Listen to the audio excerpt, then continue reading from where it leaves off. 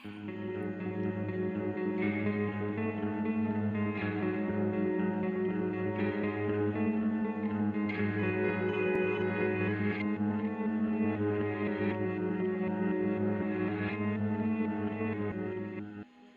have you guys heard about this weird policy they have now at most universities?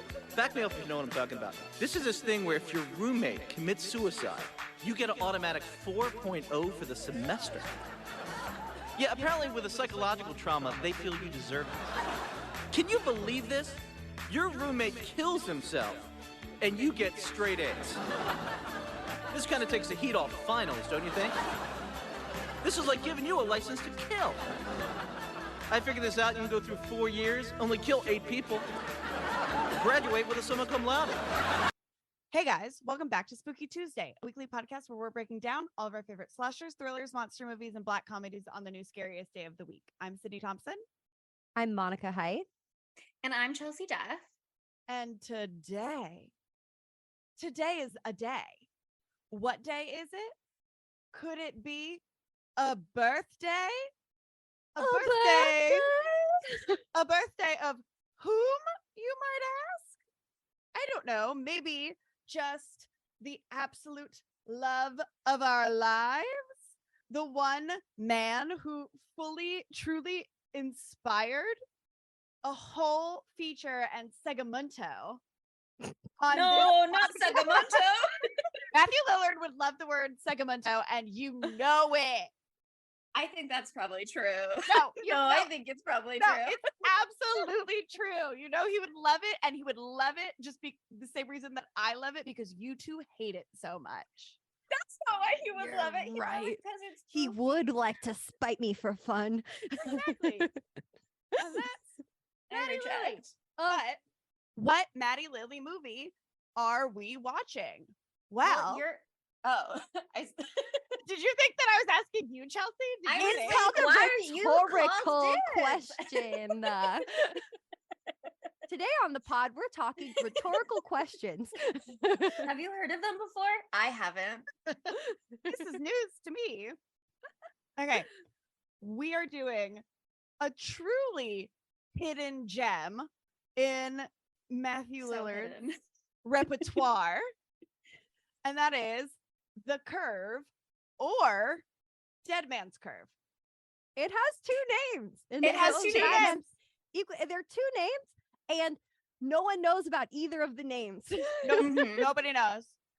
Yeah, I mean, they wanted to release it under Dead Man's Curve. That's what it premiered as at Sundance. But then there was another movie coming out the same year with like a similar plot, I guess. So they're like, oh, well, similar just name. Change. Similar name. They're not also doing a Curve storyline. No. Well, the other one's like a comedy, so. I think, too. This is a comedy. This is not a comedy. This is the most serious movie I've ever seen. What are you talking about? Yeah, but they changed the name, and the film has got lost in the sands of time, frankly. Lost in the sauce. So lost. I found it in college, though, because, and I don't remember how I found out, actually. But I went to Hopkins, and they filmed a lot of this at Hopkins. And so my friends and I were like, let's watch this weird, scary movie nobody's ever heard of that was filmed where we have like all of our classes. I think we were all speechless after the first time we watched it. And I remember everyone being like, this is the worst movie I've ever seen. But then I continued to show it to people because something in me knew that it was special. But the first time you guys saw it was when we watched it with our OG Spooky crew. Is that right? Yeah, during quarantine. In our quarantine days. And I can't believe that those people, what's wrong with them? That they said this is the worst movie that they ever saw. There is something about this movie that makes me like feel this way that it's kind of hard to put my finger on. It's definitely horny. That's a part of the vibe, but also like feral and insane. And I just kept pausing it to say everything I thought to James and Adam, poor things. Like I fucking love this movie so much. Do you want to know why that thing that you couldn't describe what it is? What is it? Tell us. Because it's a tight 90 movie. Ooh. And we know that is sexy. It's so unhinged. And the friends that I watched it with the first time, I don't know that any of us were prepared or expected that even a little bit. But I think people who are maybe more familiar with the Matty Lilly repertoire were more ready to be like receptive of whatever you thought of the movie. I think this is like the Matty Lilly film. You know what I mean? He gives you two I monologues. agree. He's doing so much at all times. He's like peak psychosexual Oh, fuck with your brain, definitely fuck your girlfriend, sexual. blah, blah. You know what I mean? Like he's giving. Here's the Yeah. thing. Okay, one, the plot of this movie, in case you, like almost everybody else, have never seen this movie, is two college students kill their roommate and make it look like a suicide. They don't even mention And the you 4.0 think thing. They don't. They make you think that they've just spoiled the whole movie for you. But don't worry, honey, it's fine. There's a lot more to learn here. There's more to it than that. So, but what we were saying earlier, I think Matthew Lillard's performance is this, because this came out the year Scream was 96, right? Yeah. 97. So this was 2 years after Scream. So this was if Stu went to college, he Exactly. would get Tim. No, literally. It Like- is exactly that. They're like, remember at the end of Scream when everyone felt so horny for how crazy Stu was? Let's do that for 90 minutes. And I say, yes, yes, yes, yes, yes, yes, yes. Okay, but here's the thing. 100%. There's even one shot like near the end of the movie. So for me, because this is like a tight 90 movie, this movie is broken out into like 3 different acts. The Mhm. first 30 minutes, the middle 30 minutes, and the last 30 minutes. And in the last 30 minutes, there is a shot in this movie where who was the other really boring guy? Chris. Yeah. Yeah. He's like standing there, like adjusting like his shirt or whatever. And Matthew Lillard is like behind him the same way like Stu and Billy were in that shot. It is the exact Mm. shot. It is the, I What- know exactly what you're talking about. Yeah. I paused it and I was like, that's the shot from That. Scream. Yes. I squealed and it scared my cat. You will be seeing a side by side of that on social. Please, Chelsea. Please Please. give the people God. us what they want. Well, this is a social Stop. clip, so I don't forget. I mean, What if they change the tagline and it's not like this guy and this other guy kill their roommate? What if they change it to if Stu from Scream went to college? Like that's Right. they change That's it to what the just, did you tagline want should more be. stew? Watch this movie. This is for you. You had a great rhyme opportunity there. Oh, Stew did for you want more stew? This is This is for you. For you. And there's monologues too. Ooh. Is that a haiku? Wow. Use that. Just copy Do paste that you into want the more 5-star stew? review box. Ah. on This Apple. movie is For For you. That's you. 7. Oh, that's no, 6. it needs one For more. you too. This movie is great for you. And there's monologues too. Sorry. We'll workshop it. I'll report back. Okay, good. I There's needed that. monologues too. Just no and. Why didn't I? Duh. Wow. Anyway. Wow. It's a haiku right a there for haiku. you. It's gorgeous. Oh my God. Okay. All right. The thing about this movie, I love how it starts with like there's nothing. There's nothing, and immediately you're in on the plot. There's no like, hello, I'm Tim, and this is Chris, and blah, blah, blah. It's like, hello, we're in the bathroom planning the murder of our friend Rand. Immediately. It's balls to the wall for 90 full minutes. Also, everyone is so hot in this Yeah. movie. Oh my God, Carrie they're Russell. all so oh my hot. god. Oh my Ugh. God. And this is pre-Felicity Carrie Russell too. Like this is Oh. right before Felicity, so she wasn't like Carrie Russell as we know her. Oh my God. Carrie was Russell. earning that paycheck. She was She's- making her name. She's about to be in Cocaine Bear. Oh my God. She is the Like, queen wow. of the unhinged movie. We just didn't know. She had that serious streak for a while, but she's back with Okay, but- Cocaine Bear. I think she When did are a we lot of doing- unhinged things in The Americans, but I didn't watch that show. But I do know that they 69'd at one point, Oh, that I sounds think, great. right? That sounds wonderful. Okay, but when are we doing Cocaine Bear on the pod? As As soon soon as it comes out, I think. Okay, It comes great. out in Maybe. February. Well, when does it come and out? we can't do it in February, so March. Okay, March. March. Maybe. Okay, We're great. doing it in March. But yeah, everybody's hot. We got Matthew Lillard, as Tim. We've got Michael Vartan as Chris. What else is he in? He is so hot to me, even though they made him look so nerdy in this somehow. It's just the pants.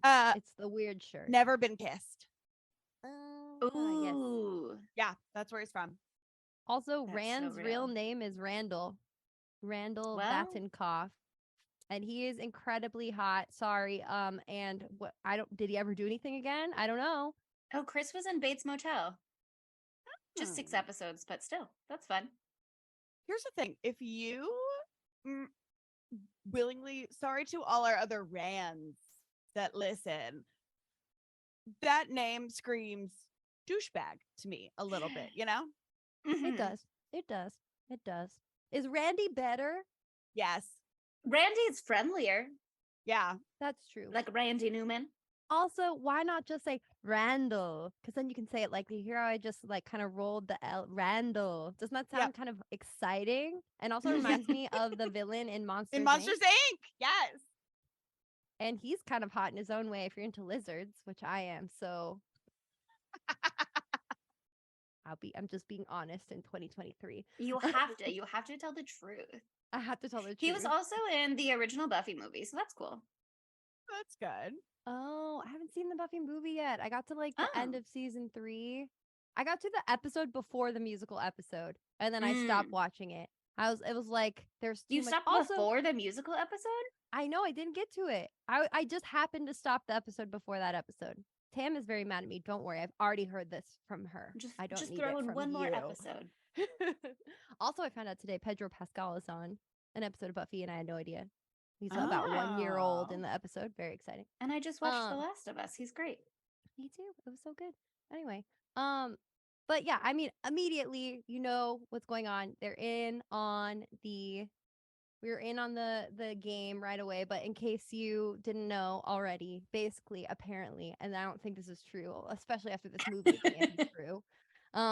If your roommate while you are in college commits suicide, you get an automatic 4.0 grade point average. And so, as the comedy little special at the very beginning of this movie explains, like it's basically just asking you to kill them. Which, you know, I would never want to go to Harvard so bad to have that plague my conscience for the rest of my life, but I guess I'm different. But do you want to go to Harvard in the first place? Because there you go. Well, that's What, like, it's exactly hard? the question. Okay, but also I was thinking about this. This would make a really fun movie to watch and turn into a drinking game. And every time Harvard is mentioned, you drink. Mm. Wow. It is That's mentioned such a good idea. so many times throughout this movie. It oh can't my be God. a shot per Harvard because you'd be dead. But a No. sip I think could work. Yeah, a drink. A chug, maybe. Yeah, a little chug, and then every time Matthew sticks his tongue, no, every time somebody smokes a cigar, you also have to take a little sippy because I think that this was, you know, funded by Big Tobacco. So much smoking inside. There was so much cigar smoking. They're like, we're going to use sexy Matthew Lillard to make the youths of the 90s get into cigars. It's not just for your dad, kids. It's for you. It's just so funny because they literally have a character who is quitting smoking in the film, but by the end, they've just driven her right back to smoking again. I She mean, has after what fully she's given seen- up. After what she's seen, it's pretty good. Yeah, I mean, I think this movie it's so worth watching without knowing anything for the first time. I think absolutely everyone who hasn't seen this movie should pause this episode and go watch the film first before continuing Seriously. because you have to see it for yourself. That said, I need us to be sharing spoilers from this point forward because it so informs every moment of the film. Like, I mean, I have to talk about it now.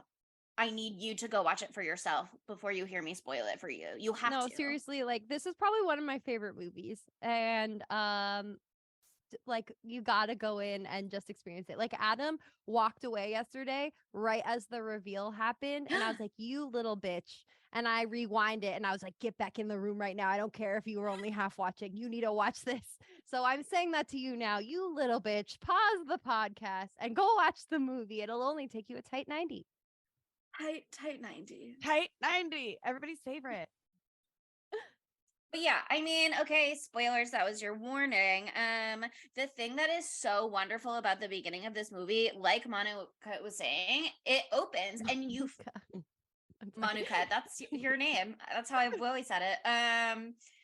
The way this movie opens, you feel like it is immediately being like, here is what the murder is going to be. Here's who the killers are. Here are their motivations. And here's the plan. And you're like, okay, now we're just going to watch it play out. Actually, guess what? It is tricking you from the very first moment. Whoever you think the killers are going to be, it's going to change at least a couple of times. Okay. Literally, there's like 3 twists in 5 like seconds or 4. The way 4 they just minutes, go, 4 to 10 you minutes. thought what was, yeah, it's like act 1, here's what you think the movie is about. Act 2, actually, what if the characters turned on each other? Act 3, oh, you thought you knew what the movie was about? No, you didn't. JK. Let me It's just bitch just- slap you with what's actually happening. Yeah. It's Just wild though, the setup. Okay, because again, full spoilers, we gave you your warning. We talked generally about spoilers for a few minutes. I'm going to say things now. So truly that was your chance. It sets up Chris and Tim colluding to kill their roommate Rand for their 4.0. Meanwhile, obviously Rand is in on it the whole time. The way that they do all these little hints that you see from the beginning, once you can watch it with your eyes open, it is incredible. But they set up Rand. It's a masterclass. They set up Rand to be such a fucking douchebag that you're like rooting for him to die. But then also Tim is so terrible. And then Tim is like trying to fuck over Chris for seemingly no good reason for a minute. Sociopathic. Like every move he makes, like he's so good at playing up all these different emotions, like right at the right time. Oh, terrifying. One of the things that I will say, you know how we were with Don't Worry, Darling. Mm-hmm. Florence Pugh just like out acted everybody else in that movie, basically. Yeah. That was Matthew Lillard. Matthew Lillard is this movie's Florence Pugh. Oh, that he said, carried this movie on his back, honey. He did. Yes, and he did. But I feel like everybody else is doing a pretty good job too. Oh yeah, no, I don't think that anyone did a bad performance in this. Sydney shook her head though.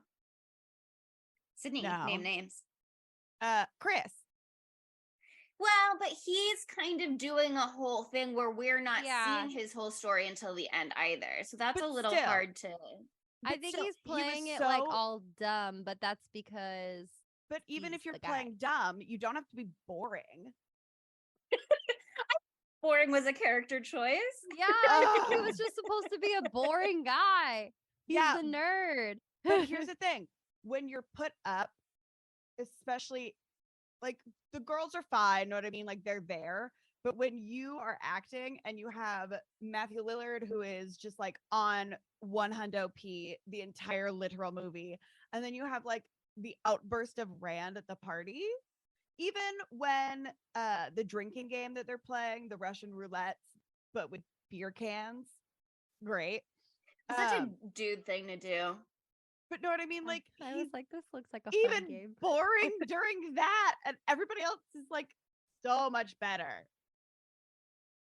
Yeah, I see what you're saying. I think it is not. I personally think it is not a bad performance. I just think it is a small performance. Yeah, I think he's playing the straight man, you know, just to make Matthew's character seem all the more outlandish and also unhinged. To like fly under the radar for Tim a little bit. Totally. He's so boring similarly, you'd never suspect. that he is also a double cross. Yeah. Carrie Russell, I think, is doing an incredible performance where in hindsight you can see her having these like stone cold cunty moments. You know what I mean? Like it looks like nothing the first time around. It looks like she's just, moving through life. The second time around, like when she's in the bathroom preparing to go tell Natalie that she's pregnant, you see her. She's not taking a moment to be ready to deliver this scary news to her friend. She's taking a moment to be like, and now my plan is set into motion.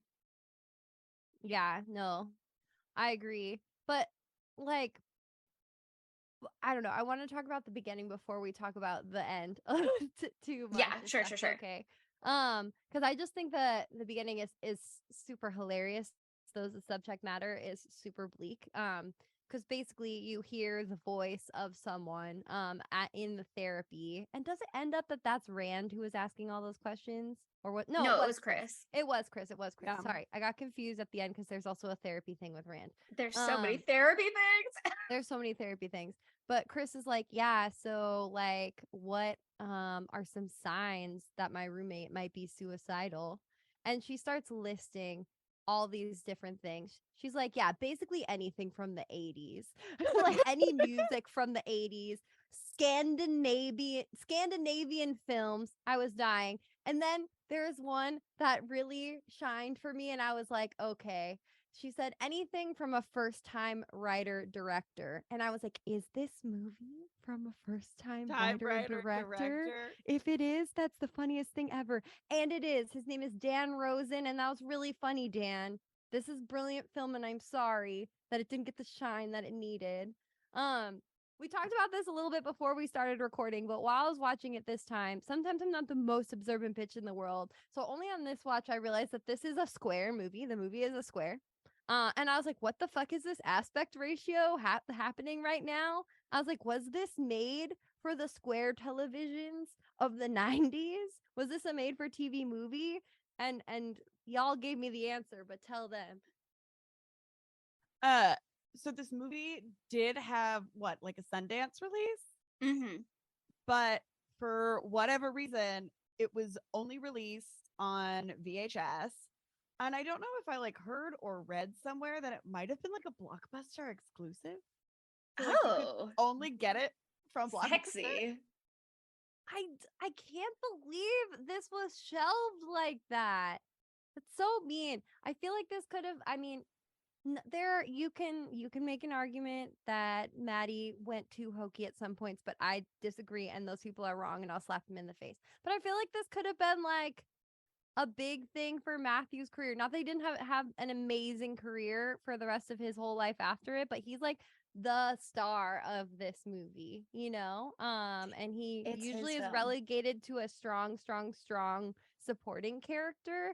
And so I wish this could have had the shine that it deserved because he is such a great actor and he fucking goes there with it. It just makes me I think mad. he gets top billing too. Oh yeah. I mean, he is the main face on the poster in some of them. There's many iterations of the poster, but my favorite one is the one where it's him looming over the whole thing with a cigar sticking out of his mouth with the most unhinged look you've ever seen on his face. And it's perfect. It's perfect. But I just they're like, oh, you said Depeche Mode, this, that, the other thing. Let's buy all of that and plant it in Rand's stuff. Genius. No one will see us. Oh, you listen to this. the Cure, the Smiths. You're out here like Susan Vega. Man, it's rough. So sad. And when you're watching this, you're like, wow, things are really working out well for Tim and Chris, because the girl, what's the girlfriend's name? I'm Natalie. so sorry. Natalie. Poor Natalie. Natalie being pregnant, sorry. But that does help their case for the whole making this look like a believable thing. And watching it, I was like, wow, that's a good stroke of luck for them. And now I know that nothing is luck and everything is planned and there are no coincidences. Well, actually, I have a question about that. And again, it does kind of circle back to the end a little bit, if that's okay. Shall I save it? Or should I just ask it? I'm asking you. Just that. Oh, Okay. just So we know at the end that Emma, Carrie Russell, has colluded at least a little bit with Tim. Like she shows up with Tim at the end, and then Rand comes out of the shadow. So Tim and Emma have been working together. Emma seems genuinely surprised when Rand is like, actually, I've been working with Chris, but do you want to get on board or not? So I wonder, like, she came up with the pregnancy thing. Like, she made that up. Did she and Tim talk about that? And like, did they sort of plan that between the two of them? Because Tim was so instrumental in like getting Natalie to blurt it out and like talking about it with Natalie ahead of the time. Or do you think that it was just like two kind of separate plots that later collided? 100% they collaborated. I think 100% they collaborated because so there's this more moment where Emma and Chris are asleep in bed together, obviously in the same room as Tim Oh, because they're all yeah. roommates. And Emma wakes up and makes weird fucking intense eye contact with Tim. Big Oh my God, sexy eye that contact. scene, I was like, I would like to wake up to that. Yeah. With Was like he her smoking the sleeve cigar? falling off her shoulder also. It was sexually charged, for sure. So I definitely think that was a very Is it the knowing look. And I was blowtorch? like, what the fuck? But it's like a blink and it's not blinking you missed it, but like they move on so quickly that you forget that that moment happened. So you don't That really you're just like, think. what was that about? You're just like, man, Tim being a freak again. No shock there. But also another thing, I think that Tim and Emma hooking up and having am I ready to talk about this? Is it too soon? It's such a sexy scene. Oh my God. Oh, I yeah. literally, this scene changed my life. I'm getting, okay. Here's a little backstory for me. The time that I was the most feral in 2022 was that scene in Euphoria where Dominic Fike is teaching Hunter Schafer's character how to eat pussy, and he licks Hunter Schafer's hand like it's a pussy, and I lost my mind. So there is some I think hand linking is hand licking Oh, is my thing because in this scene when it's they're in the Oh, bar. yeah. Tim and Emma in the bar and they're super drunk, and he like does like the salt for a tequila shot off of her hand. Like he licks her hand, puts the salt on her hand, licks it off of her hand, and they take the shots together and then they share the lime. I thought I was gonna pass out. I thought I was gonna black out. Was this movie sponsored by tequila? No, it's sponsored by cigars. We already Tequila? talked about this. A little tequila for you. Yeah. Yeah, I Tequila, mean, but the alcohol and tobacco and firearm ATF. Oh my God. Oh, Something's yeah. happening here.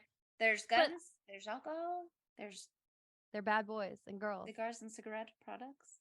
But I think that they like were so comfortable together, like sexually so quickly that I feel like they already had like that, not necessarily a sexual relationship, but like A they had flirtation. conspiracy between them that made it so easy for that to happen that night. Because I don't know, before that it seemed like Emma and Chris, she at least liked Chris a lot.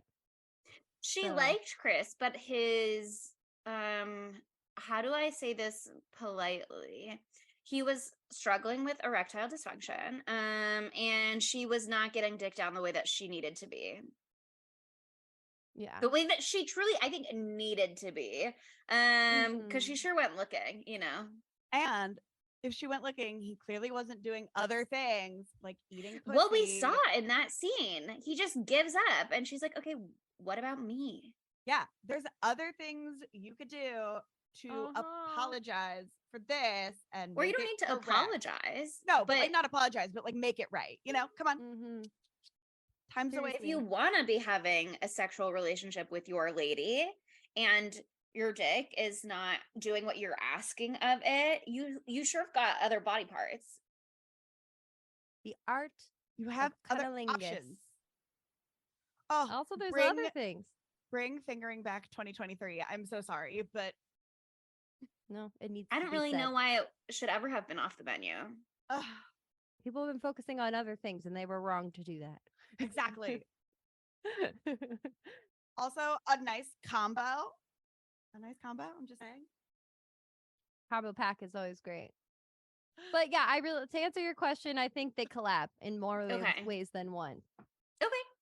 I'm super willing to believe that. And yeah, I mean, I think the tension must have been building between them for a while. We know Tim has absolutely no issue going after other people's girlfriends. Earlier in the movie, he like steals a kiss from Natalie by being like, "Oh, kiss on the cheek," and then he turns his face and like big kiss on the mouth. Oh yeah. And she was not mad. Just to be clear, she was he's like, just a flirty guy. This is just how Tim is. Ha ha ha! And then of course Rand walks up right the fuck then. Which like Now- knowing what we know now, god damn, this shit is so fucked up. The layers. Yes. Also, it doesn't surprise me that this movie premiered in Sundance because it is trying to do some art house shit, and I think it's succeeding. Okay, I think this is a highbrow The film. monologue.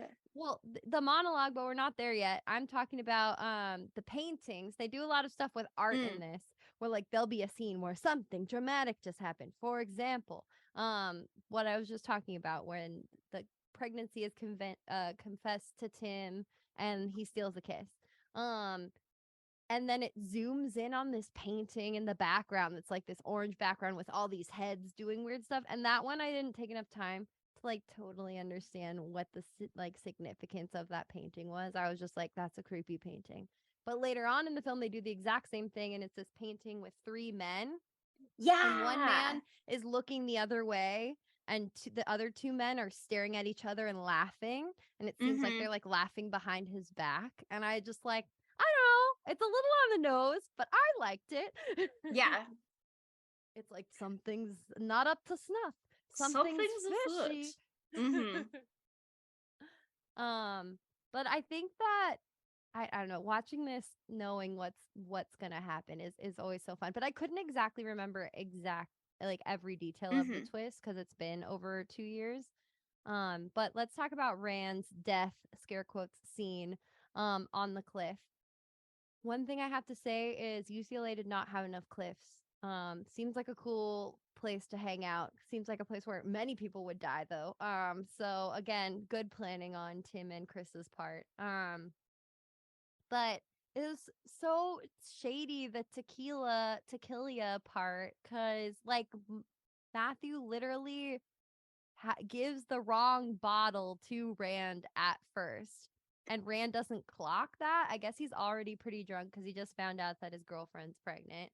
But again, then if they're all in on it, he's just acting this whole fucking time. Think about that. Yeah. Here's Right. okay. I've seen this movie probably 4 or 5 times now.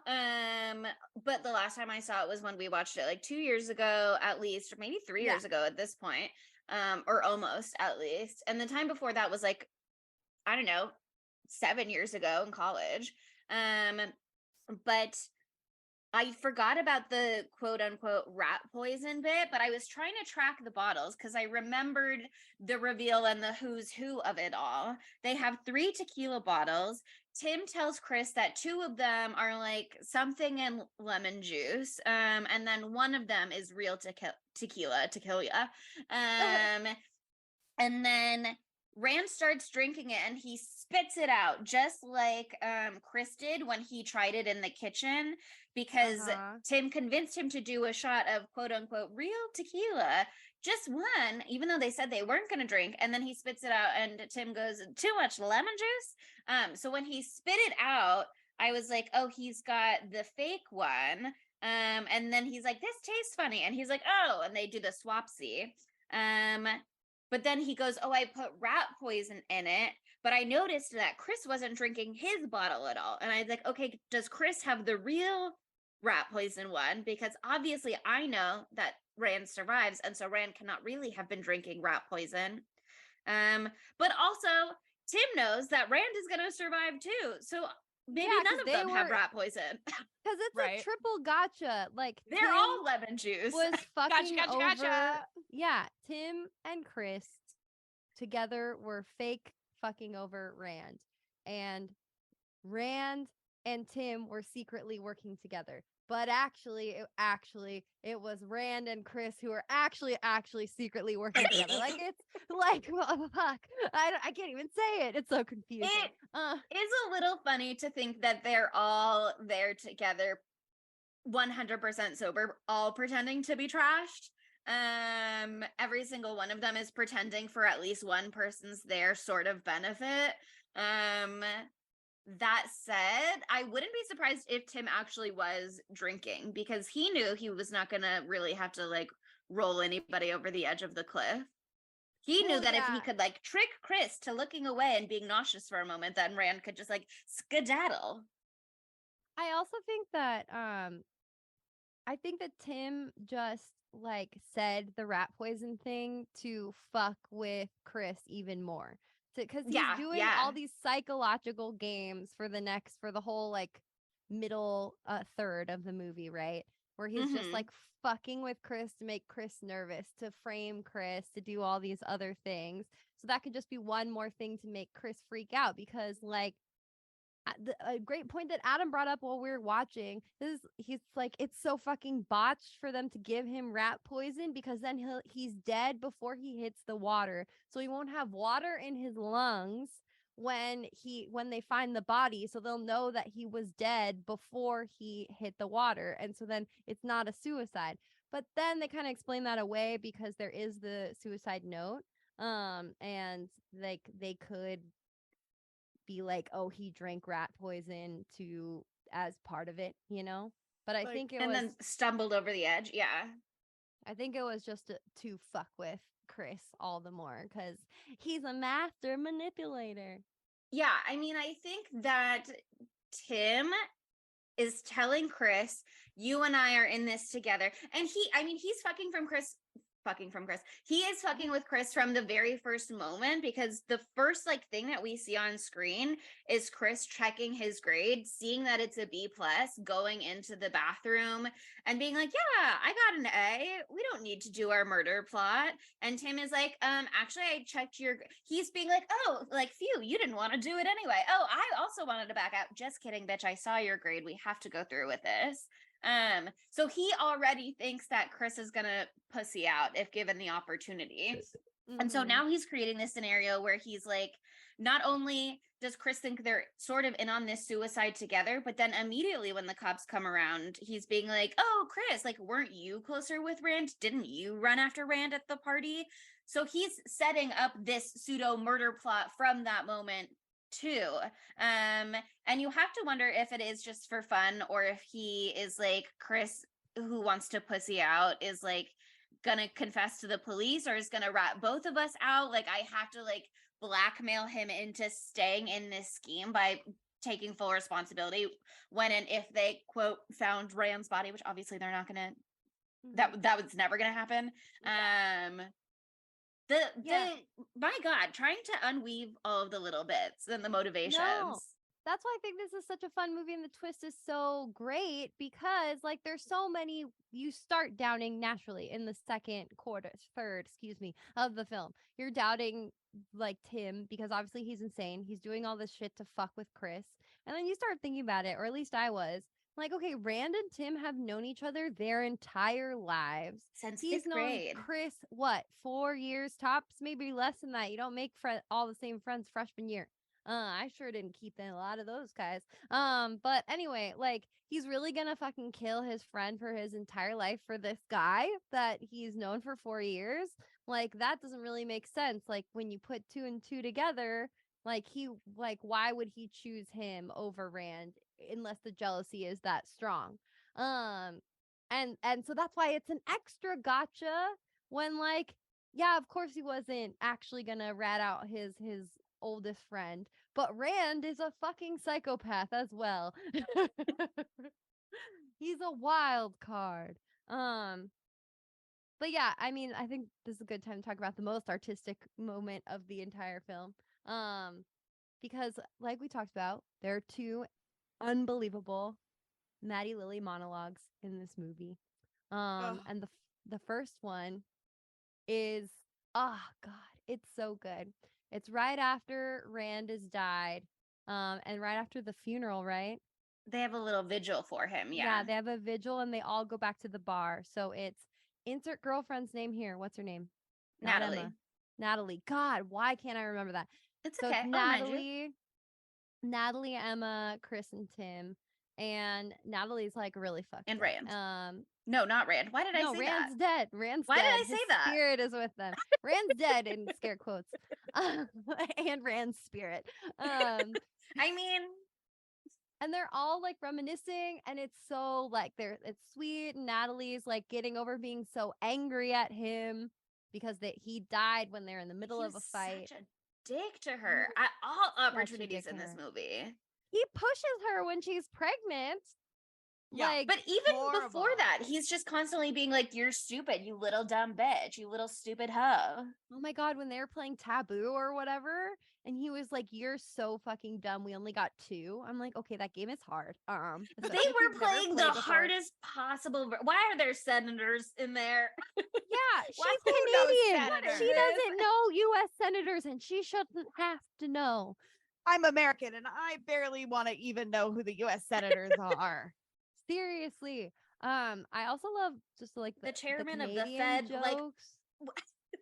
The Canadian jokes Yeah. throughout this are mean, but they're very funny. It's like, yeah, that French girl, the cop says, and I'm like, she's Canadian. Yeah, it's all the same thing. It's like The she's best from one, though. Toronto. The best one is when Chris is like, "She's Canadian," and the cop goes, "She's from Canada." It's like, yeah, that's Oh, yeah. that's what that means. You guys have heard That of is this what that before. means. Unknown to most, Canadian does mean from Canada. But yeah, she's finally starting to feel like, she's feeling like sentimental towards Rand, being like, oh, he was so sweet. They're sharing all these stories. They're laughing. And then Matty Lilly, our boy Tim, is like, I'm gonna tell you a story about high school, and Oh, I've you're got a good gonna story. love this story about our boy. Oh, he's just such a great guy, and goes on to tell the most fucked story ever. Just so fucked. Basically, Randall was with a girl like all 4 years of high school. Wendy. She didn't let him down so easy. Said we should just be friends a week before prom. And he's like, okay, we'll go as friends. And so she waits all night for him to come and pick her up to go to prom in her dress, all that jazz. And he never shows up because Waits with the whole neighborhood. The whole neighborhood, he says. The whole neighborhood waited. Her little sister looking up at Wendy like, "Oh, Wendy." And and meanwhile, Rand has taken a Sex worker. How do I say this? A sex Hooker. worker who is described. That's what he literally says. He Yes. uses the meanest possible language that he uses can the at most any vulgar. given point. Really mean, yeah, like a very degrading description of a hooker, and took her to prom instead, and took pictures of her and all this stuff, and it destroyed this girl so much that she never came back to school, and therefore did not finish and had to do summer school, which delayed her acceptances to college, and she didn't go to college for another year after that. And he's telling this story, and it's incredible. And I don't know, I think I was drunk the first time I watched this movie, so it didn't really click for me. But as he is telling this story, Dan Rosen, my guy, the background noise ceases to exist. All of the bar noise gone. Silence. Slowly, the background that you could see, the rest of the bar, fades to black. The light is it's just this bright light above Matthew Lillard's face, and then it slowly pans in, so it's just his like floating head, Vincent Price style, on this black background as he tells the worst story you've ever heard. And it spoke to me on a spiritual level. Oh my God. I had chills. Art. Put that on my tombstone. Play that as part of my funeral video. Except for the part, what was it where he's like, you know how like the something of the upper class, what is that? He said this little like quip in that monologue. Yeah, I think I wrote something about it in my notes.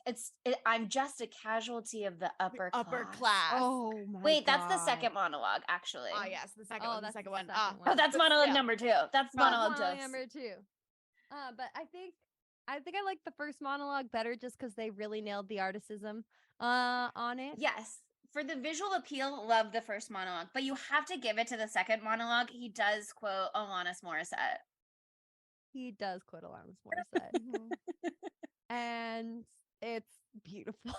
It is It's beautiful. longer than I remembered. Like monologues are already long. It's longer than I remembered. And it just keeps going and going. And I'm like, go ahead, boy. Keep giving it to him. Yeah. It's insane. But yeah, I mean, the first one is so gorgeous to watch. It is, and the way that it sucks you in, and the way that you feel like you are alone with Matthew Lillard telling this horrible fucking story about a horrible person being horrible. The way it cuts to Emma's face, very little reaction. The way it cuts to Natalie's face, tears streaking down her cheeks. My God. My God. It was incredible. You were just starting to maybe feel bad for Rand. He was terrible, but he got murdered, and that's sad.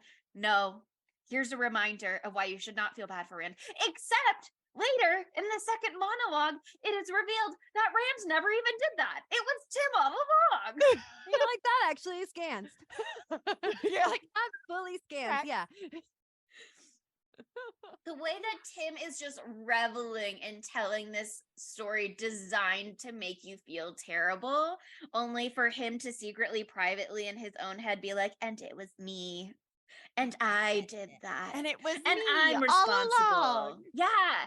I created this terrible feeling in you, and I created this story in the first place by being a horrible fucking person. Yeah. He loves to inflict pain. And he's really good at it, and he looks really good doing it, which is, so good doing. He's saying the worst things I've ever heard, and I'm just still like, whatever you want, whatever you want, you can have it. Yeah, I mean, I just think the whole monologue is obviously so horrible, haunting, fucked up, delicious. That's actually the moment where that painting of the guys playing cards comes in too, because I just looked at my notes, which is such an interesting choice of like placement for it. You know what I mean? But they do lots of things early on, like I said, to hint that like something is not right here. Like Matty Lilly is he loves to be big, and so you think Tim is like giving things away constantly, like before this monologue, even that morning before Natalie finds out that Rand is quote unquote dead, she storms into their dorm room, and she's like so mad about the way that Rand treated her, as she should be, and Tim is like, oh, you're almost like so mad you could push him off a cliff, right? He just like loves to be such a little bitch. But yeah, I mean, after that story fucked her up so bad that she just gets her little suitcase, sits on the steps of Gilman Hall where they have the vigil for a minute, and then heads on over to the lighthouse herself and is like, well, I guess he fucked that girl up, and now I'm permanently fucked up, and I just don't know what else to do at this point. Am I gonna have the baby of this? She's already basically said, like, I'm Catholic, I can't have an abortion. But this baby would be the child of that man that she's just heard about being so horrible, who was horrible to her. Yeah, I mean, Fuck. It's grim for her. It's grim for her. Literally, she walks off the cliff with the suitcase in hand, which was tragic. Yeah, really fucked image, but effective, very effective. But it also makes a lot of sense watching it again in hindsight, like Tim's reaction to when she kills herself, because when Natalie kills herself, because like, if he wasn't already having this whole behind the scenes thing with Emma that we've now decided is true, even if he's a total sociopath, he'd be like, oh fuck, we caused the death of somebody else now. But he moves past it immediately. He just explains it away immediately. So that makes all the more sense to me now that was all part of their design from the get, which is so fucked up. But like, how many people can we get? How many people can we knock off to get our 4.0s?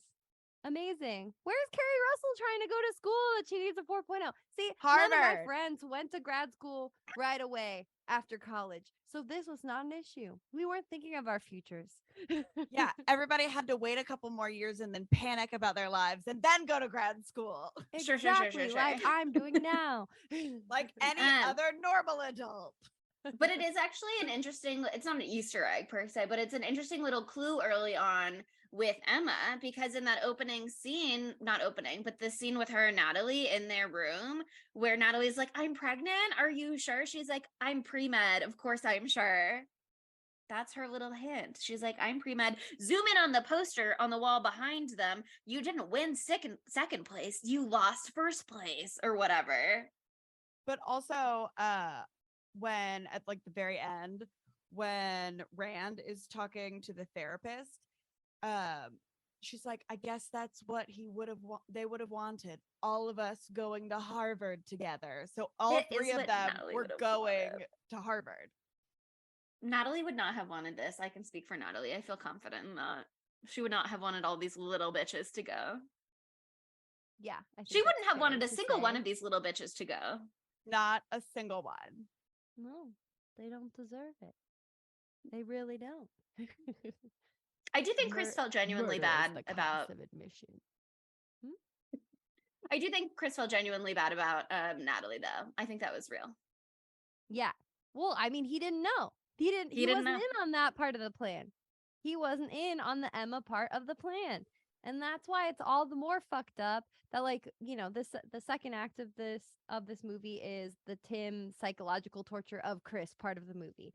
And then Emma supposedly grows a conscience after realizing that she sucked Tim's dick in front of Chris, and that's just unfortunate.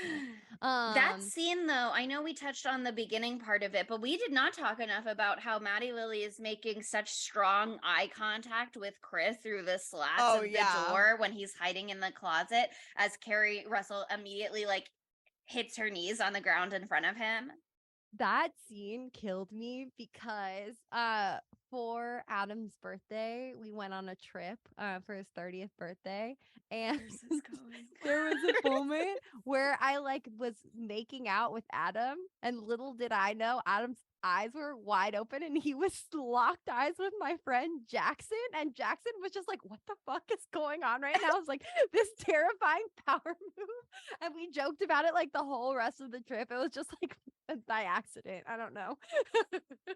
And I was just like, okay, that Adam. is like, that's the next step. That's the next step up. He's such a sociopath, and the fact that he had Chris decorate he had Chris decorate the entire room for him to get his dick sucked by Chris's girlfriend. Like, thank you for setting this scene. This is so cute. He trolled him so hard. Yeah. Totally. I think that's like the prime example of being cucked. Oh my God. I just think Tim is having so much fun in Act 2. Because I also love the part where he is like loudly arguing with Emma, and like we see the guidance counselor sitting like just one chair over, because she is an essential part of their plot.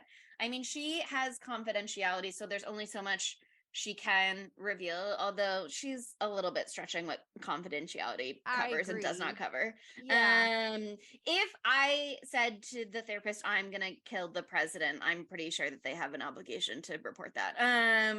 But she says, I'll take your secret to my grave, baby. But yeah, I mean, that bit is great. I think when he has the gun and the second monologue, it's great. That part I love, because in the moment, what we think after the blowjob scene is that Emma has helped Chris try to catch Tim in his frame job, but actually Emma is working with Tim. And so if you pay attention, Tim doesn't actually say anything on the record about how he did it. He just goes, oh, you wanted a 4.0 so bad, Chris? Oh, I'm so terrible. I have never had any good friends in my life. That's when he says, I'm just a victim of the upper class. And he's like, you want a 4.0 so bad? I guess I'll just kill myself. But Chris is the one who's kind of admitting to things on there and trying to get, like, clearly he's admitting to knowledge of the crimes at the very least. Yeah. And Tim is the one just snaking by once again, he thinks, at least. I mean, again, every time a character thinks that they're in on something, there's a really good chance that they're not. It's not fair because he is really good at being evil, you know? Like, Mhm. he's really good at it. He's so good at being manipulative and fucked up and conniving. But then, like, were they better? I don't know if they were better. They just knew who he was. They Yeah, just, yeah, they had his, oh, there's a phrase that I'm trying to say and I can't remember what it is. They they got his clocked him. goat. They got his goat. I don't think They that's had what I his was trying to number. say. That's it. They had his number. Thank you. Yeah, that I was mean, gonna really bother me. I think that they keep saying about how Chris was the one who like started joking about it. Started joking about ha ha ha, Rand, what if you died by suicide? Then I could get my 4.0 and go to Harvard Business School. Which it's just like, okay. But that, I guess, we're supposed to believe is what meant to spark the thing, but clearly Tim glommed onto it. So I kind of think when they realized that Tim glommed onto it super hard, they were like, Tim is legit gonna do a murder. Probably we should collude behind his back because he's gonna do it to one of us one way or another. So we really need to be Totally. working against him. He showed Because his cards too much. yeah, he's going to be trying to do a murder and you're not going to trust him to have loyalty to his colluder. So we have to be collaborating behind his back. Totally. No, they're like, this guy, I look at him, immediately I know he has the capacity to kill. There's just no question about it. Is he sexy? Yes. Could he kill me? Of course. It's clear. So yeah, I mean, he shouldn't have been just so outwardly unhinged the whole time, but it's hard to keep that in when you've got that much raw energy inside of you. So we can't blame Tim too much. And again, he's been friends with Rand since 5th grade. So, like, the story with the sex worker at prom, I'm sure is one of many, many, many examples of Tim revealing who he was at different points along the way. Yeah, and then we get the final act where the double, triple, whatever reveal of the twist. The reveal. Twist, Yeah. twist. You're Twist, twisting twist, so twist. hard you snap your neck. Like, it's beautiful. It's gorgeous. I remember being truly and totally shocked, and I like thinking that I'm so smart that I can figure everything out, but I never saw this shit coming. And God, I love the it's such a slow second reveal. Like, first immediately you have Rand show up and Well, first, that's not even the first one. It's like Chris thought he was working with Emma to catch Tim, who he thought was framing him. No, Emma's working with Tim. So the 1st reveal is Emma tricked you, Chris, and then Rand shows up, and it's like, and Tim tricked you also. And then they're like backing him to the edge. They've got the gun, or he's got the gun, or whatever. And Tim is so confident. He's like in the middle. He's like, I'm flanked on either side by my homies. Nothing can stop me. I'm fucking batshit nuts. And like it's just so good. Like, what's the line? We're like, oh, how was West Palm Beach? Hey, Rand, how was West Palm Beach? Or something like that. Yeah. I mean, I just think the way that scene plays out is incredible too, because once they have the Rand reveal, it actually cuts back to the counselor, who is fully smoking by this point. Like, we saw her first scene, she's like eating licorice. We see her at one moment, she's got like a nicotine patch, she's sucking on a lollipop. Like, we see her trying all of these smoking alternatives throughout the film. At one point, one of the cops comments on it and is like, that thing works, and she's like, is that your first question? At the end, fully given up. She's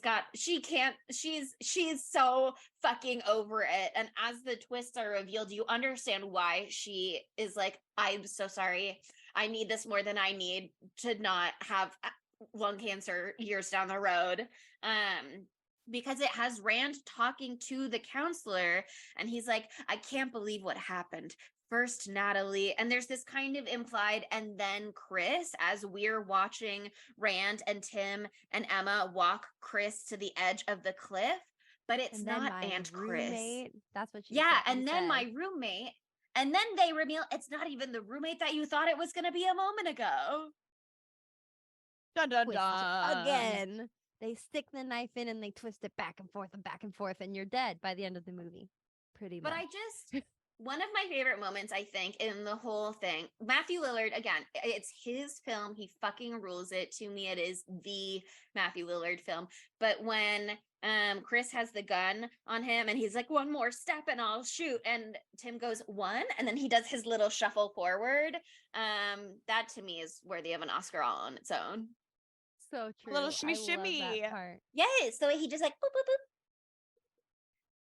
And then Emma's line, it figures you'd shoot blanks after he tries to fake shoot himself. She's so mean too. She's such a little cunt. She's so mean. God, see, Tim and her were perfect for each other. Honestly, that's the tragedy that they didn't end up together. This is truly a Romeo and Juliet tale when you think about it. When you think about it, Chris is just as mean, just less directly. So I do think him and Emma don't not belong together at the end. I don't think that he's down with her though. Otherwise, I don't know. Well, they're walking together across campus. Well, I have to keep up appearances at this point. She's got a lot to lose. I think he's down, and I think that's one of my discussion questions I'll save for later is his dick back in working order. But let's finish talking about the end first. Because I just think the way that they do it is it's so back to back to back to back. But what's really fun is just the way that they do it. Like Tim has written this suicide note for Chris that he comes over and sticks in Chris's pocket. And then when Chris and Rand have turned the tables, Chris takes it out of his pocket and puts it in Tim's pocket. Like, it's just beautiful. I mean, I have to hope that they didn't sign anybody's names or put too many details in there, but if Tim is the one who wrote it, it's in Tim's handwriting anyway. Well, don't they say, like, we have a note for you, Emma? So, like, oh yeah, they're like, are you in or you out? Or we'll throw you off this fucking cliff. Mm-hmm. So I think they were really prepared. But I was like, y'all didn't really look to see which note you're pulling out of your pocket, and you only have one pocket. So, like, maybe we check a little bit, or maybe they're color coded. Who knows? Maybe they're really, really, really organized. So I was like, there's still a lot of margin for error here. But we're gonna let it slide because it did look really cool. Mm-hmm. They're so smooth about it that I'll let them have whatever they want. Yeah, but Tim is so sad when he realized he's been got. He's so shook to his core. He's like, I'm the big bad. What do you mean? What do you mean I got tricked? What do you mean I got tricked? Yeah, he fully is losing his marbles, which I love. I mean, we see him be unhinged so many ways, but in ways where he thought he was in control. So, I mean, I love to see him reduced to a shivering little trembling worm. Yeah. But you know, I love that. I wish he could have lived, even though he's the worst person who ever lived. He gets to go. I loved him. He gets to go. I loved him, even though he was objectively bad in every way, except for the way he looked. Oh, we didn't even talk about that enough. We can talk about that later. We can talk about it. The Matthew Lillard segment can just be us talking about how good he looks. Right. Chelsea, you had some discussion questions, I hear?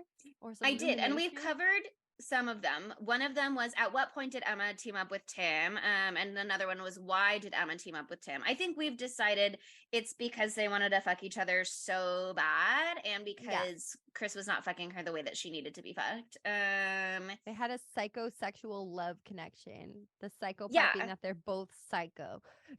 I mean, I truly think that she and Tim must have been like in with each other from the go, because otherwise it's real convenient that they both came up with murder our roommates or trick our roommates into committing suicide, so that we can get that 4.0 at the same time. You know what I mean? Like, she had to have heard that they were doing it for her to be like, oh, this is also a great opportunity for me to do that too, actually. my other question is, she truly loyal to Chris by the end of the film? I mean, she thought that she was going behind his back and colluding with Tim. She knows that he'll do a murder. So is she clearly has no compunctions about killing people. You know what I mean? It's not like her morals are literally in play. Do we think that she now finds Chris sexier? Do we think now that Chris's schemes have been completed, his dick is working again, and so their problem actually is not a problem anymore? And also now that they know that they're both killers, they find each other hotter than ever. Like, I what do don't we know. I think? think there is no way to know for sure, but like I would like to think that she'll hold a candle for Tim till the day she dies, you know? She'll always be like, I don't think she's holding a candle for him, but I think she's like, I wish I'd gotten to fuck him before he went. I choose to believe that she's holding a candle for him. What do you think, Sydney? Believe it.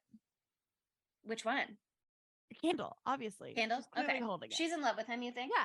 Yes. Look at her hand, Chelsea. It has a candle in it. It's lit and it will be till the day Grabbing she this dies. screenshot from the vigil. Yeah. Okay. I think she and Chris maybe stay together forever, but I think it's a marriage of convenience, possibly. They both know they'll do whatever it takes. Well, that they're only together because they have mutual blackmail on each other. And so, keep your enemies close, baby. Yeah, I mean, I think a little bit that brings us to our segments, just because I think everything else that I want to discuss can be contained there within. Our first one, of course, how could this movie be gayer? I think by the end of the film that Rand and Chris and Emma are a throuple, actually. That's fair, but I think Very that on brand too. we love For a me. throuple, but I just don't like get that vibe because I said what I just said about the candle for the till the end of the earth. I think for sure Chris and Rand are in love, and that is why he was not into her, to Emma throughout the entire film. Yeah, he's not into her. It's Carrie Yay. Russell. Even if you're doing some sort of weird murder plot, you would, So let's get something she's different. just locked into being his beard forever. Just for right now, until they graduate, so they can get to suspicion Harvard. behind until they go Just to Harvard. until gay marriage is legal. That's why they needed to get to Harvard. That's why Chris and Rand needed to get to Harvard, so they could be far away from everyone that they've ever known and be their true selves together. And Wow. Emma's just there. That's it for me. I love throuples. I Um, just don't see it in this case. I think they could have all left this whole problem behind if Rand, Tim, and Chris had just been a throuple from the start, and they could have had study groups together and supported each other, and he never would have gotten that B+. None of them want to do any hard work. Come on. They want to do one hard work, and it is planning a murder. They might want to do some other hard work if you catch my drift. Wink face.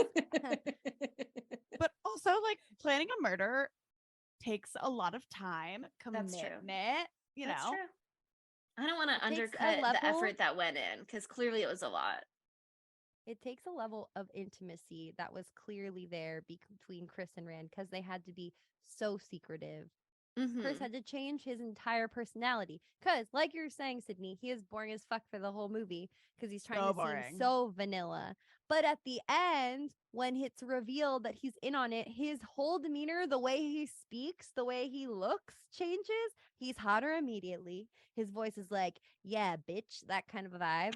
I'm he does here. have- He's like, oh, Tim, you thought you were so smart. Actually, I'm the hot one. He untucks his shirt right then. It's incredible. What if he had? That would have been pretty funny. Actually, I'm a cool guy, and he pulls off the weirdly sized polo, and he's wearing something, I don't know, 90s He like no longer has contemporary. chinos on. Yeah. Like there's a chain involved. I don't know. He's wearing Matthew Lillard's ribbed white tank top from earlier in the film. Mhm. Oh my god. Which, by the way, yeah, wowie. Oh God. Yeah, I feel like I really think that Chris and Rand have a whole life story that we've never That heard. said, if Emma was into Tim because he was so the most, and then by the end Chris is like, I'm actually also the most, I just couldn't be who I was before, I think there could be hope for the throuple situation. But also Rand being like, I want to go to Harvard grad school for drama. He again just loves the moment. He just loves to, that's like him being like, I want to go to Harvard for drama for grad school. That's camp. That moment when he reveals that. I totally glossed over that, and that's amazing. And it is hardcore He says evidence it to the my end case. to the counselor. She's like, what do you even want to go to Harvard for? And he was like, maybe drama. I'm going to be an actor. I mean, he's hot enough to do it. He's acting in this movie, so that was a little meta confusing. But Tim is okay. bisexual. They're all Yes. gay, Yes. except for maybe Natalie, but she could be not straight, but it would be, I think, very pushed down. The Catholicism of it all, unfortunately. Yeah, she's, whatever would have happened with her, she didn't have time to get there. Yeah, that's too bad. Such a lovely soul, such a lovely young bisexual soul, lost. Terrible. You hate to see it. Sad. Okay, now this is the section where we would say, where would Matthew Lillard be in this film? And instead we're gonna be like, these are all the times that he was so hot. The first time he was in the movie, the second time, the third outfit was also really good. The fourth outfit, every single moment, the entire time. The tank top, the gun, when he talked the about monologue is incredible. The ribbed white tank top is incredible. The sitting on the bed with the blowtorch and the cigar, incredible. I'm like, should I smoke cigars? Oh my God. Like, forget my health. I have a couple of times, and one time I felt really cool and chic and I enjoyed it. And then the second time it was gross. So, mixed bag. It tastes literally so bad. My dad smoked cigars, and he would like leave the door open to the house and smoke it on the porch. So then all the smoke would go into the house. And like the smoke from cigars smells so intensely, it would make my stomach hurt. So I have that in the back of my mind. Also, sometimes I find them to be rather large and cumbersome in the mouth, which is the thing that I said out loud. And so I haven't figured out how to smoke them with the sexy panache that Matty has here. Yeah. I mean, I just think in the cigar blowtorch scene also, he's wearing a shirt that I believe, it's hard to tell exactly, but I believe it says, I'm God.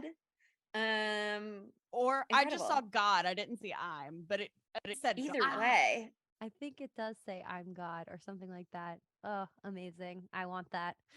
I mean, one of my other favorite things about him in this movie is something that I think can be hard to pull off unless you're a very talented actor. When you are obviously acting as a character because you're in a movie, but then your character is also acting, it can be really hard to strike that balance. But I think when Tim is in the scene where the guidance counselor is there and the dean is telling them about the 4.0, he's doing a really good job of, if you don't know Tim, playing a sort of, he's like laying all the pieces for them to be like, he didn't even want the 4.0. Like, he was actually really upset by that. But if you do know Tim, and we've seen the beginning of this movie, so we know enough about how horrible Tim is at every given point, including that point in the beginning where he was taunting that guy Jimmy at the party who had some sort of learning disability, and he calls him Gilbert Grape also. Oh God. Truly so fucked up. We know exactly how terrible he is. And then so to see him in that scene, like, you so clearly see that Tim is acting without it being like Matthew Lillard is acting. I thought that part was just gorgeous, great. Seriously. No, I totally agree with you. Oh, it's just like a masterclass. He's so great in this. Also, when Rand is dying of the rat poison, but then he like wakes up for one moment to choke Tim. I thought that was good too. I thought that was fun. Oh, I love that. Also, okay, this is a very important thing I needed to say. I love that little necklace he's wearing. A little cord necklace. Sometimes men in the right necklace are just so sexy. That was the right necklace. I recently bought a necklace that is not so dissimilar to that, and I put it on and I was like, this makes me look 47% gayer than I do on the average day. And I think that's why I liked it on him. It gave him a sort of, on men, sometimes it makes you look like you surf. And on women, sometimes it makes you look like you're big gay. And so that kind of a necklace is one of my favorite types. So thank you, Matthew. Thank you, the costume designer. They know what I like. They targeted me personally. Yeah, I mean, he's just gorgeous. He's horrible, but he's gorgeous every moment of this film. I love him. I love him. Never seen a better Matthew Lillard than in this movie. If I was under the influence of Tim, I could be coerced to commit a murder. I think that I would be so overwhelmed that all of my morals would fall by the wayside. And I hate to say that. You go full Emma. Yeah. No, yeah. I feel like there would be nothing. There's nothing that I could do to stop it from happening. I felt morally corruptible watching this movie. So, that anyway, said, yeah, I mean, bitch. Unfortunately, dumb bitch, it has to be Tim, because unless it's poor Natalie. Well, I would hate to call her the dumb bitch though, because she is psychologically tortured and given misinformation about her circumstances, you know? she could have gone to like the on-campus doctor or Catholic. something just to Sure. confirm, you know? Just to guilt. confirm. Why would Emma lie to her? That's bestie. That's bestie. True. That said, Emma doesn't really stick up for her that much with the guys, so maybe she should have had some hints that was not in fact bestie. But I don't think it's Natalie. Feel like it can be Tim because he also was super smart, and I'm just feeling like very defensive of him right now. So I mean, it can be the police maybe, because they sure were eating out of the palm of Tim's hand for the most part. Seriously. And I messed up that little joke earlier because it's actually even funnier than she's Canadian. Is she from Canada? Because, you know, some Canadian people are born elsewhere. The joke is she's from Canada. Is she Canadian? So that specific police officer is maybe the dumb bitch. Yes. He's also the one when they're asking questions for the guidance counselor, and she's like, there's not much I can say, confidentiality, etc. And he is like, do those patches work? And she's like, is that your first question? Like, he is wasting every opportunity and just being generally terrible. So I'm prepared to give it to him. Okay, let's give it to him so we don't have to give it to Matthew because I love him. Another just quick nomination, that security guard who has the most incredible speech in the beginning when Rand is first out at the cliffs, either A, scoping them out for crimes later, or B, establishing that when he's upset and drunk, he goes to hang at the cliffs. Because the guy, Ernie, is his name, he walks up and he goes, I'm a private security officer. I have no state or governmental authority. I stand as an ordinary citizen. I have no right to detain, interrogate, or otherwise interfere with your personal private. Anyway, basically all that means that I'm a cop. Like, he basically says, I'm not a cop. I'm not a cop. I'm not a cop. Anyway, that means I'm a cop. Yeah. So fucking funny. Yeah, it can be him. Let's give it to him. Ernie. Ernie. It's Ernie. It's not Yeah, because ACAB always. But he's idolizing. He's not even getting the salary, but he's doing the whole back the blue thing. But we also get a Nev Campbell mention in that scene, which is nice. A little shout out for our girl. Okay, does that bring us to knives out of fives? Yes, and what a funny little setup I have for you. I'll say this first. I was trying to do research for this movie and find old reviews and such. I found very few. Most of them you have to like honestly go through the internet archive to even get them. You got to go way back machine because they like did not get properly archived from whenever they were first digitized from the 90s or whatever. It was 1998, not like the beginning of time. What is wrong with the historians of Matthew Lillard's illustrious career? I don't know, but they just didn't get moved over. So the only one I can find, or one of the only ones that I can find that both had a rating and was still online on its original website was from Empire. And they gave it 4 out of 5 stars, which is pretty good. But if you look at Rotten Tomatoes, you will notice that it has a 0% rating from critics because there are only 8 reviews from critics on the site and they all thought it was rotten. And they're wrong. Every single one. They thought it was rotten. They're so wrong. Oh my God. This makes me mad. Oh, IMDb 0%. This 0%. adds to the Matty Lilly lore. It's fine. That said, audiences gave it 53% on Rotten Tomatoes, which is still rotten, but it is not a 0%. That means that there were 47 people who thought it was good. They thought it was fresh, you know. And on IMDb, this movie also has a 5.8 out of 10. So again, lost to the sands of time, but some people are finding it and some people are enjoying it, and then some people are wrong. Yeah, I mean, I'm fully prepared to go first right now. I know that this movie has flaws, i.e., it promotes bad things, and there's that whole Gilbert Grape part. But I'm looking past all of that, and I'm giving this 5 knives out of 5. This is one of my all-time favorite movies, I think. Watching it again, I felt insane. I already said that. I felt insane. I feel insane right now. This was the best experience of my life in the last week, and that's saying something, because it's been an okay week. This movie, I can't believe more people don't know about it. This is like one of my favorite 90s movies. I feel like it's like got the beautiful 90s vibes just perfect. It's a smorgasbord. Carrie Russell's in it. Like I don't, it almost speaks for itself. But I think that I'm really proud of us for doing a movie that literally no one has ever heard of. Because that's brave, because it means we're gonna get fewer downloads. But you know what we're really doing? We're giving a real true gift to Matthew for his whatever it is birthday. I almost said 30th birthday. I just pretend He's everyone our is age. the same age as me. Because people need to know about this movie. It is so much fun. And so I hope, dear listener, you watch the movie fucking first, and then you watch this movie and you add it to your favorite repertoire of favorite 90s movies, or maybe it's on your top 15 as well. But yeah, 5 out of 5 for me. I am going to give this a 4 out of 5. I absolutely loved it. But I didn't like Act 2. I did not like.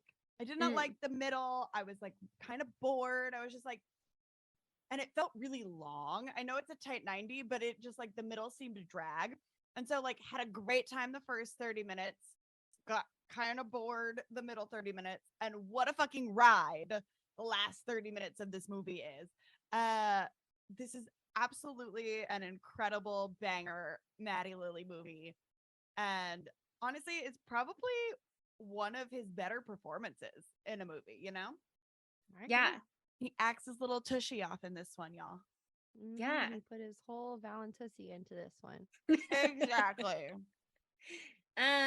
I will give this movie 5 knives as well, purely based on unhinged nature, and also because just in this moment I remembered something that I put together earlier, which is that like the part about Act 2 is that you don't get the payoff it would have had if you didn't have one of those last twists, because you're like, why is he psychologically torturing Chris? Why is he framing Chris? And I said earlier it was just to like lock him into this scheme so that he couldn't pussy out. That's not it. It's because Tim knows that Rand is going to come back to life, but he still needs one roommate to die by suicide so that he can go to Harvard Law.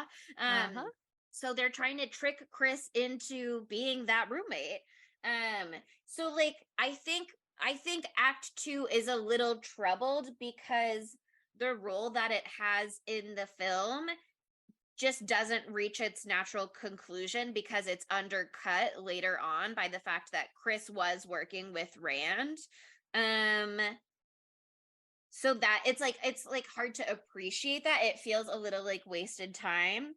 I don't know. I feel like it makes the triple twist or the last twist where they're all turning on Tim all the more biting because the whole middle part of the movie was trying to convince you that Tim was being shady, you know? So I don't know. I like it. No, I agree. I just think like if you're trying to suss out all of the different characters' motivations, you get so lost in it a little bit that it's hard to follow each of the threads. It's a thinker. But the unhinged nature to me is the best part about this film. And another thing that I think just makes this film so special and fun and wonderful is not only are they using a lot of the bands that the counselor shouts out in the beginning as being music that suicidal people listen to, like the Smiths and the Cure, but they also have some really incredible music cues throughout. Like, I think right after they have killed, or they're right after Tim and Chris have had the meeting with the counselor and the dean where they're talking about getting their 4.0s. When it cuts to the next scene, it has a song that's like, so you could make a killing, so you could make a killing. And then there's another one later, right after Natalie has died by suicide, where it's the girlfriend in a coma song. Yeah. And then at the very end, it's the Dead Man's Curve song. Like, the music is so well used as a tool and as a funny as part of the humor in this film. Also, shouts out the name. I clocked this in the opening credits. The music supervisor just goes by Shark. Gorgeous. It's like music supervision by Shark, and I was like, yes, I love you, Shark. I was like, that stood out to me, and then the music slapped. So yeah, perfect. 10 out of 10. No notes. Yeah, I mean, I just think it's a beautiful film. Wouldn't change a thing. Thank you, Matty Lilly, for giving it to us. Happy birthday, King. Happy birthday. Happy birthday. We love you. Maybe this will be the year that we make contact. Ooh, 2023. A lofty goal. Let's manifest it. Well, we just have to do what we do with everybody else. Bully them until bother they him. love us. But I don't want to bother him too much because everybody else, it's like when the week is over and we're doing a different movie, we'll have moved on. You know what I mean? Him, we're in theory going to be bothering forever. So I don't want to be on his bad side. That's why we have to bother him until he loves us. I mean, it has worked out well for us so far, I think. It's all about persistence, okay? Yeah. And also, we're so close. We could We're totally do it. so Like, are we DMing lovable. him? We could be DMing him on Twitter. And that's what as soon as he notices in us. 2023. Yeah, the first time he notices us, he'll immediately succumb to our charms. I hope. Exactly. Yeah. I mean, Christian said he'd put in a good word, so I'm sure that's going to come through any day now. So, next week, we have to move on from Matthew Lillard, but don't worry, we'll still talk about him. We have been trying to find a movie that gives winter, because I don't know if you've noticed, but it is winter right now, and there's been unprecedented storming. I actually recommended Geostorm, and the day after tomorrow, whatever, the one with Jake Gyllenhaal. Wait, that might also be Geostorm. The other one where there's snow. There's a lot of snow, but we did not go that direction. Don't worry. We're not going that way. We're going in a more, I don't know, camp, psychological torture, I don't know, direction. This is a movie that only I have seen, and I don't know how, because it's a classic. It's the 2009 hit Orphan. Not to be confused with 2007's The Orphanage. That is a very different movie, so don't watch the wrong one. It's Orphan. This is the one with Vera Farmiga, okay? And at this point, I feel like everybody in the world has been spoiled on this one, but let's pretend that we haven't and go in and feel like we're brand new little babies. I watched The Orphan First Kill this fall when it came out. And so basically we're just doing Orphan so we can do Orphan First Kill. That's my secret motivation here. Sure. That's your agenda. My agenda. I'm really excited for you guys. I think you're going to like it. But I've been so wrong so many times before. Bad news is not a tight 90. It's 2 hours and 3 minutes long. So buckle up, babies. Oof. Okay. It's worth it, I think. But let me dehype it. It sucks and you're going to hate it. But it does have winter vibes. It's a great amount of coats, if you're interested in that. I do love a good coat. Yeah, I love a coat. Yeah, no, I've seen you wear them before, so that makes sense to me. But okay, we've got a lot of exciting things to announce to you all that have to do with social media. One, as a constant reminder, we've gotten a lot of great reviews lately, and they've been really sweet and nice and make my little heart go pitter patter and feel very nice and warm and fuzzy. So thank you so much. Keep them coming. We're getting closer and closer to 100 ratings on Spotify, which is my stretch goal for the beginning of 2023. So help us get there. But also, we've teased it for 1 calendar year. We have a YouTube channel. I don't know if you've heard about it. There is now a handle for our YouTube channel. It's the same as the vast majority, not all, because we're a little disorganized there. Not all of our handles, but it is at spooky_Tuesday. And starting now, we will be uploading our episodes to YouTube. It's not a full video episode, but it is the audio on YouTube. So if that's something that you like to listen on desktop, I don't know. Oh, or if your friends do not use any of the normal podcasting things, send them the YouTube link. It's very exciting. Why not follow us also on all the rest of our social media too, at spooky_Tuesday on Twitter, TikTok, Instagram. I think that's it. And then we also are Spooky Tuesday Pod on Facebook and Tumblr. And finally, we are at Spooky Tuesday on Letterboxd. So thank you for listening. We love you. Bye, spookies. Bye, Matthew Lillard. Hey, Rand, how was West Palm Beach? Unseasonably cold. I told you should have gone to Las Vegas.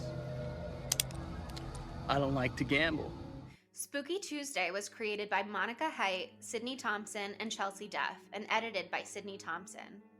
Our gorgeously spooky tunes are all thanks to Tamara Simons, who you can follow on Instagram at Captain Tamara, and our podcast art is by Mary Murphy, who you can find on Instagram at the_moon_OMG.